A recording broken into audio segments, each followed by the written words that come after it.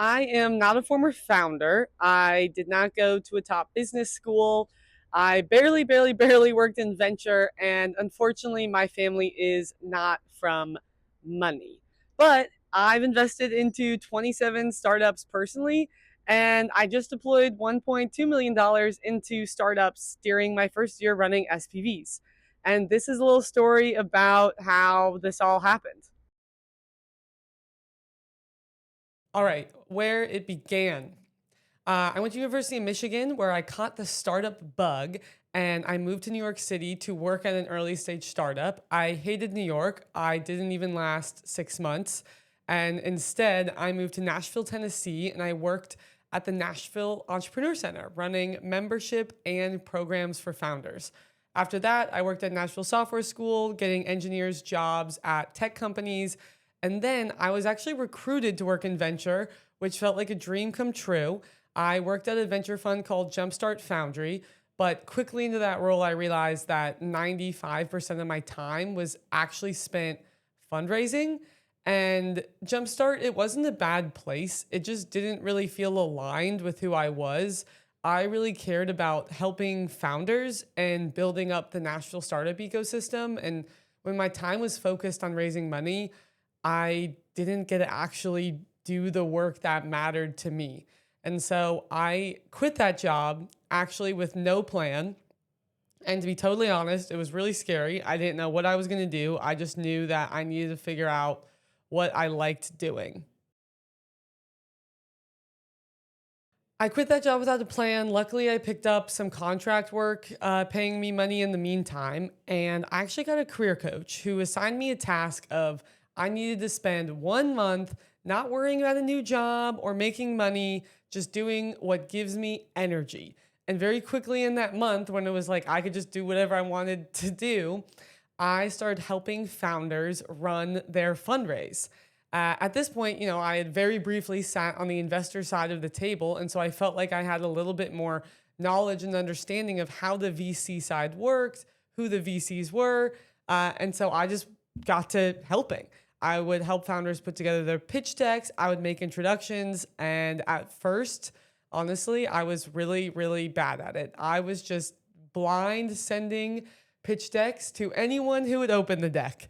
Uh, but through just repetition over and over and over again, I started to see, okay, this is what the VCs like. This is what's speaking to them. This is how we need to modify the deck or the pitch, or this is really the right investor that we want to go after. This is the messaging that's going to really hit with them. And it was just that pattern recognition of, all right, this is how we're going to go get it. And I'm still learning, but at the beginning, it was just trial and error of like, let's just like find great founders, try to help them, and do the work. Eventually, it started sticking. And so a founder landed $1 million lead investor through an introduction that I made. And that founder came to me very grateful. And I wasn't doing this for any pay or anything because I was just doing it for the love of the game, truly.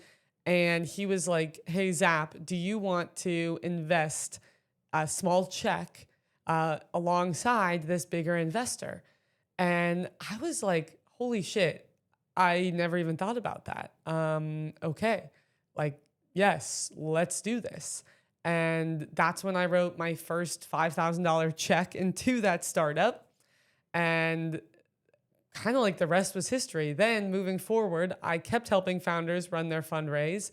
But this time I would say at the beginning, hey, can I write a 5K check if I get you money? And that was the deal. Like I don't get paid for fundraising. I don't get a consulting fee. I don't get a cut. I just want to know that if you get money through my intros, you're going to let me write a $5,000 check.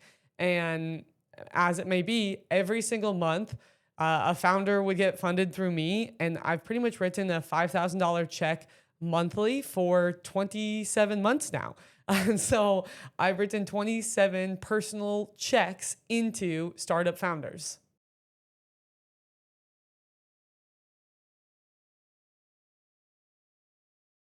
What I learned through that was that $5,000, it wasn't significant to the company. It didn't make or break a startup. It didn't move the needle of a company raising millions of dollars. But all of a sudden, it put me in a different position of I became the investor as well.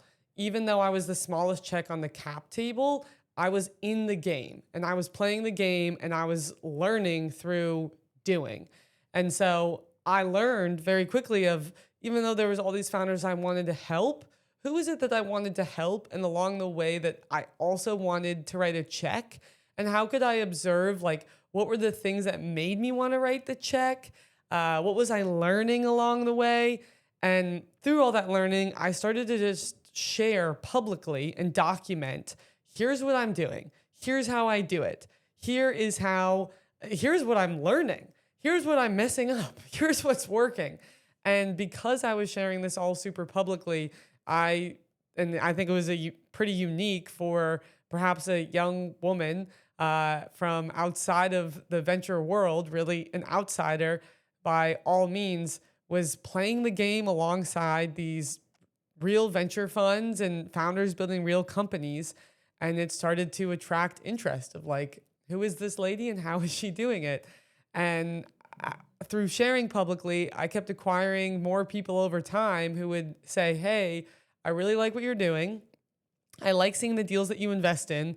Please, like, send me those deals. Like, I would like to invest. And slowly but surely, I built a small list of emails through people who followed my content and were interested in the companies I was helping and the startups that I chose to fund.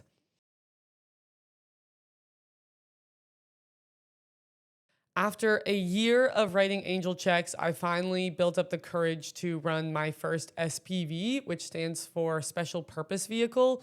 It's just a tool, like an individual LLC, that allows me to pool together a bunch of investors' money and invest it one line on the cap table. I, at this point, had built up a list of emails.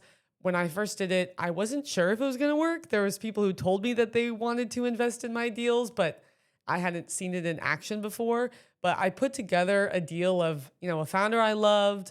I talked about why I wanted to do the deal. In this case, I knew the lead investor. I had them share briefly about why they were doing the deal. And then I had a call with the founder that potential investors could join to hear from the founder himself and ask their own questions and do a bit of their own form of diligence outside of my own.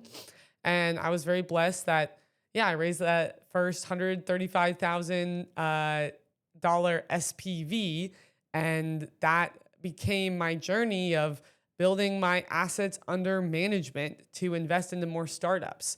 That was only a little bit over a year ago. Since then, I've now closed on 7 SPVs and just crossed 1.2 million in capital deployed into Nashville startups.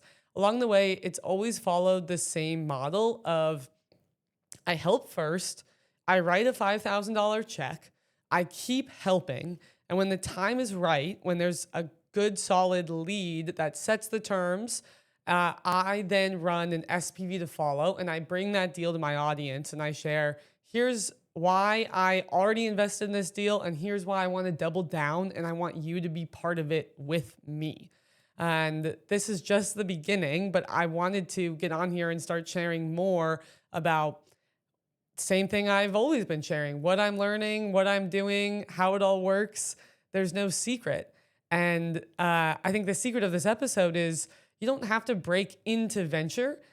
You can just start helping founders. And if you help founders and focus on providing them with value, then you can just become your own venture capitalist or angel investor or however you want to title it or call it. And you are welcome to steal as much as you want from me. My final note is that you don't need a fund to do this. You need founders who trust you, a track record of just showing up and working hard, and a willingness to just start.